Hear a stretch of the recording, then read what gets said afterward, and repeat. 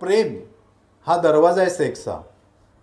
प्रेम जेव्हा हा दरवाजा उघडतो आणि मग उघडून आपण सेक्सपर्यंत जातो. अरे म्हणणं सेक्स आहे पण नाही म्हणू शकत हे त्याला आणि आम्हाला माहिती आहे. एक्स्ट्रा मॅरिटल अफेअर्स किंवा विवाहबाह्य संबंध आपण ज्याला म्हणतो ती जवळपास 70 to 72% आढळलेली आहेत मेट्रोजमध्ये.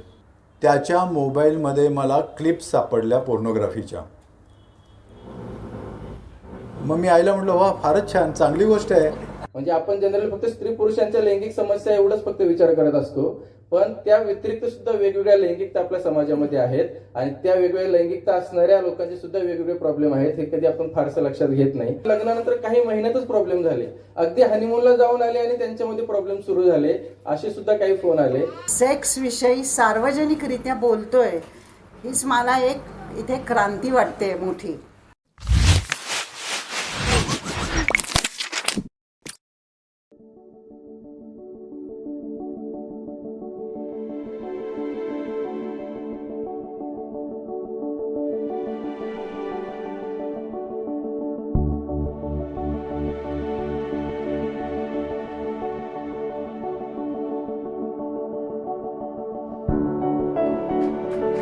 स्वागत आहे ताई तुमचं.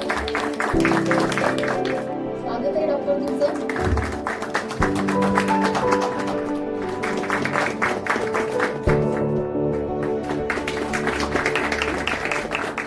पुस्तक प्रकाशक राजवैभव यांना मी विनंती करते की यांनी आजच्या कार्यक्रमाचं प्रास्ताविक मांडावं. राजवैभव. राजगृह प्रकाशन हे काय? राजगृह हे नाव तुम्हाला सगळ्यांना माहिती आहे की ज्या महामानवानं पुस्तकांसाठी घर बांधलं, त्या पुस्तकाचं ज्या घराचं नाव राजगृह होतं, त्यांनी त्यांच्या घरामध्ये 50,000हून अधिक पुस्तकं संग्रही असावीत म्हणून ते घर फक्त पुस्तकांसाठी बांधलं. या राजगृह प्रकाशनाच्या प्रवासामध्ये किमान 50 पुस्तकं तरी चांगली दर्जेदार निघतील असा एक संकल्प घेऊन हे प्रकाशन सुरू झालं. आणि पुस्तकं कुठली छापू? तर जी मूल्यांना पुढे घेऊन जाणारी असतील ती.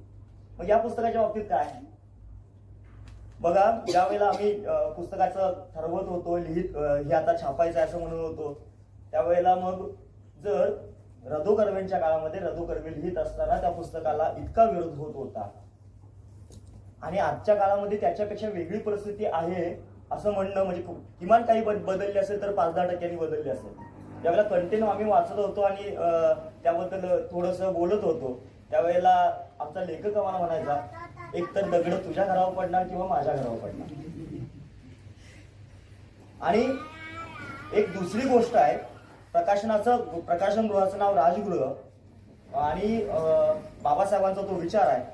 आणि मग तुम्ही अशी लैंगिकतेची पुस्तकं कशी काय छापू शकाल असा प्रश्न येण्याची शक्यता आहे. पण या सगळ्या प्रश्नांना उत्तर देण्यासाठी साथ देण्याची, उत्तर देण्यासाठी शक्ती देण्याचं काम कोण देत असेल तर पुन्हा मग तिथं नाव येतं डॉक्टर बाबासाहेब आंबेडकरांचं. कारण ज्या वेळेला रदो कर्वेंच्या कोर्टातली केस लढण्यासाठी बाबासाहेब पुढे येऊन येतात, तर ही राजगृह प्रकाशनाची भूमिका पुढे घेऊन जाण्यासाठी त्यांचा विचारच आम्हाला तारेल आणि तो विचार आम्ही पुढे घेऊन जाण्याचा प्रयत्न या प्रकाशनाच्या पुस्तकाच्या निमित्तानं करत आहोत. हे पुस्तक म्हणजे मगापासून असं होतं की राजगृह प्रकाशनाचे प्रकाशक, तर प्रकाशक म्हणून म्हणण्यापेक्षा लेखकानं खूप चांगला कंटेंट लिहिलाय, खूप मान्यवर अभ्यासकांनी त्याच्यावर चांगली प्रतिक्रिया दिली आणि या सगळा विचार जो रदोंपासून त्याच्या आधीपासून जो चालू आहे तो विचार पुढे घेऊन जाण्याचं सचिनच्या निमित्तानं एक हमालाचं काम म्हणून प्रकाशक म्हणून मी करतोय. ही इतकंच भूमिका असेल. या पुस्तकामध्ये जे देखणं कव्हर झालंय ते मिलिंद जोशींनी खूप बऱ्याच गोष्टी ऍड करत ते देखणं कव्हर बनवलंय. याचं पुस्तकाचं जे तांत्रिक काम आहे DTPचं ते अनिल गंगाधर ममानी यांनी केलेलं आहे. आणि भारती प्रेसनं हे पुस्तक चांगलं, कारण ह्या सगळ्या लोकांचे कष्ट आपण कधीतरी पुढे घ्यायला पाहिजेत. या पुस्तकाचं जे कामगारांचे हात या पुस्तकाच्या मागे लागले त्या सगळ्यांची प्रति मी कृतज्ञता व्यक्त करतो. लेखकानं लिहायचं काम केलंय, आम्ही छापायचं काम केलंय, चांगल्या चांगल्या प्रतिक्रिया देण्याचं काम लोकांनी केलेलं आहे. तुम्ही हे पुस्तक लोकांच्यापर्यंत पोहोचवाल. म्हणजे आम्ही मस्करीमध्ये म्हणत होतो सकाळी की त्या बॉक्स होते मोठे मोठे, प्रकाशकानं ते बॉक्स उचलून एका गाडीमध्ये भरण्याचं काम केलं, प्रकाशकानंच केलंय हा. आणि इथं आल्यानंतर लेखकाने ते उचलायचं काम केलंय, भरायचं काम आणि उतरायचं काम केलंय. आता पोचवायचं काम तुमच्या हाती आहे, ते तुम्ही सार्थपणे कराल अशी अपेक्षा आहे. इतकंच बोलतो आणि थांबतो. धन्यवाद. थँक्यू राजा. यानंतर आपण या पुस्तक प्रकाशनाच्या सोहळ्यामध्ये ज्याची वाट पाहतोय, या पुस्तक प्रकाशनाचा कार्यक्रम सुरुवात करतोय. मी स्टेजवरील उपस्थित सर्व मान्यवरांना विनंती करते की आपण समोर ठेवलेली पुस्तकं ओपन करूयात आणि आपण पुस्तकाचं प्रकाशन करूयात. त्यासाठी खास कोल्हापूरवरून आलेले महाराष्ट्र निसचे राज्य सरचिटणीस कृष्णात समोर यायचे.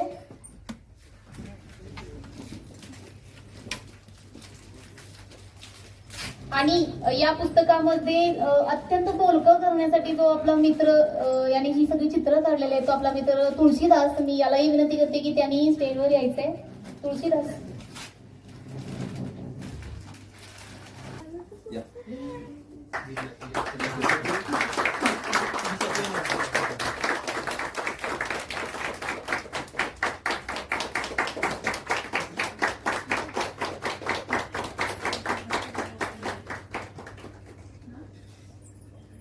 मनापासून मला असं वाटतं की मी लेखक नाहीये. मी जसं डॉक्टर नेहमी म्हणतात शंतनू अभ्यंकर की मी चळवळीतला कार्यकर्ता आहे. आणि कार्यकर्त्याला जे काही अनुभव आले ते अनुभव लोकांपर्यंत जायला पाहिजेत, या भावनेने फक्त ते अनुभव मी मांडत गेलो. यामध्ये पूर्ण श्रेय हे वाचकांचं, मित्रमैत्रिणींचं, जे मला सगळे कमेंट्स देत होते, प्रतिक्रिया देत होते आणि प्रोत्साहन वाढवत होते. डॉक्टर शंतनू अभ्यंकरांचं सुद्धा याच्यामध्ये खूप श्रेय आहे, कारण प्रत्येक वेळेस मी त्यांना ते पाठवत होतो आणि ते चेक करून मला त्याच्यावरती प्रतिक्रिया देत होते. त्याच्यामुळे एक उत्साह वाढत होता. त्यामुळे या तुम्हा सगळ्यांचं हे श्रेय आहे आणि तुमच्यामुळे हे पुस्तक इथपर्यंत आलंय. पुस्तक लिहायचं या हेतूने अजिबात मी लिहायला सुरुवात केलेली नव्हती. मला महाराष्ट्र अंधश्रद्धा निर्मूलन समितीच्या जोडीदाराची विवेकी निवड या विभागाचं काम करताना, महाराष्ट्रभर फिरत असताना वेगवेगळ्या ठिकाणी अनेक अनुभव यायचे. म्हणजे अनेक ठिकाणी आम्हाला असं आठवतंय की त्या ठिकाणी पुरुष असतील, महिला असतील, कारण त्या जोडीदाराची विवेकी निवडच्या संवाद शाळेमध्ये लैंगिकता हा एक आपला विषय आहे. त्या विषयावरती सुद्धा आपण बोलतो. त्याच्यावरती केस स्टडी सुद्धा आहे. त्या केस स्टडीवरती चर्चा होते आणि त्या चर्चेमध्ये सगळे आपले मतं मांडतात. आणि या सगळ्यातून खुलं वातावरण लैंगिकतेविषयी आणि लैंगिक संबंधाविषयी तयार होतं. आणि त्यानंतर मग तिथून कुणीतरी आम्हाला येऊन बाजूला भेटतं आणि मग आम्हाला सांगतात की असे असे आमच्यामध्ये लैंगिक प्रॉब्लेम आहेत आणि काय करावं काही कळत नाही, कोणाला सांगावं काही कळत नाही, याचे उपाय तरी कसे काढायचे, किंवा जोडीदाराला सांगून जोडीदाराला ते पटत नाही.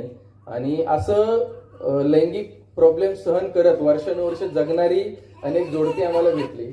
आणि याला कुठेतरी वाचा फुटायला पाहिजे, कुठेतरी याविषयी संवाद व्हायला पाहिजे. अनेकदा आमच्या असं लक्षात द्यायचं की खूप क्षुल्लक आहे. म्हणजे फक्त तुम्ही जर बोलले एकमेकांशी की नेमकं तुला काय हवंय, नेमकं तिला काय हवंय, याच्यामध्ये फक्त बोलण्याने सुद्धा अनेक गोष्टी मिटू शकतात. काही गोष्टी पुढच्या टप्प्यावर तुम्हाला काही उपचार घेऊन मिटू शकतात, काही काउन्सिलिंग घेऊन मिटू शकतात. पण हे फक्त या विषयाकडे तेवढ्या गांभीर्याने न बघणं, या विषयाबद्दल मनात टॅबू ठेवणं आणि हा विषय फक्त बेडरूम पुरता आहे, बेडरूमच्या बाहेर हा विषय काढायचा नाही, अशी जी एक पद्धत आपल्या समाजामध्ये रूढ झालेली आहे. आणि अनेकांकडून आम्हाला असं अनुभव म्हणजे ऐकायला पण मिळालं की ज्यावेळेस घरच्यांना आम्ही हे सांगायचो, आई वडिलांना सुद्धा सांगायचो, त्यावेळेस ते सुद्धा म्हणायचे बेडरूम मधला विषय बाहेर काढायचा नाही. आणि मग तो विषय वर्षानुवर्ष त्या मुली असतील, ती मुलं असतील तशीच ती दडपून अनेकदा मुलांना सोपा, म्हणजे आमच्यापर्यंत पोहोचले उदाहरण, त्याच्यामध्ये मुलांनी सोपे पर्याय निवडले, त्यांचे काही जणांनी डिवोर्स घेतले. पण मुलींना ते सुद्धा करणं खूप अवघड होतं. म्हणजे आम्हाला एक तर 12 वर्ष लग्नानंतर एकदाही सेक्स न केलेली मुलगी भेटली होती आणि ती खूप अस्वस्थ होती की 12 वर्ष झाले लग्नाला आणि एकदाही आयुष्यात लैंगिक संबंधाचा अनुभव सुद्धा नाही. आणि मला तो खूप घ्यावासा वाटतोय, पण घ्यायची काहीच सोय नाही. जोडीदाराला त्याच्याविषयी काहीच वाटत नाही, तो उपचार घ्यायला सुद्धा तयार नाही. आई वडिलांना सांगितलं तर त्यांचं म्हणणं तो तुमच्या दोघांच्या विषयी बेडरूम परता बाहेर कोणाशी बोलायचं नाही. किती वर्ष हे विषय दाबून ठेवायचे. असे अनेक लग्नानंतर काही महिन्यात लगेच फोन करणारे सुद्धा काही जोडपे होते की ज्यांच्यात असं लक्षात आलं की लग्नानंतर काही महिन्यातच प्रॉब्लेम झाले, अगदी हनीमूनला जाऊन आले आणि त्यांच्यामध्ये प्रॉब्लेम सुरू झाले, असे सुद्धा काही फोन आले. म्हणून या सगळ्या अनुभवांना लक्षात घेत ते टॉपिक्स त्याच्यामध्ये घेतलेले आहेत. हनीमून आणि पहिला सेक्स हा सुद्धा याच अनुभवातून आलेला तो लेख आहे. म्हणजे प्रत्येक लेखाला काहीतरी पार्श्वभूमी आहे. सुरुवातीला मी अगदी फक्त अनुभव शेअरिंग या दृष्टीने शेअरिंग केअरिंग नावाचं जे सदर सुरू केलं होतं त्याच्या माध्यमातून मी सुरू केलं होतं, जे शेअर करायचं सगळ्यांशी आणि काय त्यातून फरक पडतो की बघायचं या हेतूने सुरू केलं होतं. पण त्यानंतर इतके वाचकांचे मेसेज फोन यायला लागले आणि हा विषय किती गंभीर आहे हे लक्षात येत गेलं. आणि मग त्यानुसार जसे प्रश्न येतील, जसे अडचणी समोरून माझ्याशी कोणी शेअर करतील त्यानुसार मी अजून अभ्यास करत गेलो. कारण मी काही या विषयातला तज्ज्ञ नाही, हे मी म्हणजे प्रामाणिकपणे सांगायला पाहिजे. मी या विषयातला डॉक्टर नाही, जसा लेखक नाही तसा मी या विषयातला तज्ज्ञ सुद्धा नाहीये. तज्ज्ञ मंडळी आपल्या समोर सगळे बसलेले ते आपल्याशी बोलतीलच. तर मी मग ज्यावेळेस माझ्याकडे असे अनुभव यायचे, प्रश्न यायचे, लोक शेअर करायचे, त्यावेळेस मग त्याचा अजून अभ्यास करायचो. डॉक्टर विठ्ठल प्रभूंचं पुस्तक मला यासाठी संदर्भ म्हणूनच नेहमी कामी आलेलं आहे. आणि त्या व्यतिरिक्त कारण ते त्या पुस्तकाला सुद्धा काही काळाच्या मर्यादा आहेत, त्यामुळे त्या काळाच्या मर्यादा ओलांडून पुढे जाऊन काही अभ्यास करणं गरजेचं होतं. ते सगळं करून मी त्या गोष्टी मांडायचा प्रयत्न केला. त्यातून अधिक लोकांपर्यंत ते पोहोचत गेलं. म्हणजे अगदी हस्तमैथुनासारखा विषय जो प्रत्येक पुरुषांच्या आयुष्यात येतो आणि अनेक स्त्रियांच्या, बहुतांश सगळ्या स्त्रियांच्या सुद्धा आयुष्यात येतो, तो विषय सुद्धा इतका टॅबू करून ठेवलेला आहे आपल्या समाजामध्ये. मला एका सत्रामध्ये एका मुलीने विचारलं की हस्तमैथून म्हणजे काय. तरुण मुलगी म्हणजे एवढं सुद्धा आपलं माहित. अनेकदा मी असंही म्हटलं की अनेकदा आपण हे हस्तमैथून असेल या गोष्टी करत असतो, पण याला हस्तमैथून म्हणतात हे सुद्धा माहिती नसतं. आणि त्यामुळे यातून होणारे प्रॉब्लेम किंवा यातून प्रॉब्लेम होतात का याविषयी समाजात असणारी नकारात्मकता. अनेक मुलं मुली मला असे भेटले ज्यांनी अनेक बुवा बाबांची पुस्तकं वाचलेली होती. मग त्याच्यामध्ये असं सांगितलं असतं की वर्षातून 2दाच हस्तमैथून करायचं, नाहीतर मग ते वीर्य गेलं की मग तुमचं तेज जाणार आणि मग तुम्ही वीक होणार आणि मग ते किती रक्ताच्या थेंबापासून हाड बनतं आणि मग किती रक्ताच्या थेंबापासून वीर्य बनतं आणि मग त्याने कसा अशक्तपणा येतो. हे सगळे जसे अनुभव येत होते माझ्याकडं, तसं मला कळत होतं की हे आपण सांगायला पाहिजे लोकांना, हे आपण शेअर करायला पाहिजे जे आपल्यापर्यंत आहे. म्हणजे अगदी तो अभंग जो आहे की जे जे आपण असे ठावे ते इतरांशी सांगावे, अगदी फक्त त्या हेतूने हे लिहिलेलं आहे. त्याच्यामुळे माझ्या याच्यामध्ये कुठलंही माझा दावा नाही की हा अगदी तज्ञतेने लिहिलेलं सगळे लेखन आहे. हे सगळं आपल्या अनुभवातून आलेलं, माझ्या वाचनातून अभ्यासातून मी तयार केलेलं आणि आलेल्या प्रॉब्लेम्स वरती मला जे माझ्या अभ्यासातून वाटले तिथे सोल्युशन मी देत गेलोय. आणि त्यानुसार हे पुस्तक आहे. आपल्या सगळ्यांच्या प्रतिक्रियांतून, आपल्या सगळ्यांच्या प्रतिसादातून ते घडलेलं आहे. इथून पुढे सुद्धा आपल्या सगळ्यांच्या प्रतिक्रियांतून आणि प्रतिसादातून आणि तुम्ही याला कसा पुढे पोहोचवताय पुस्तक सगळ्यांपर्यंत, यातूनच ते पुढे अधिक घडत जाणार आहे.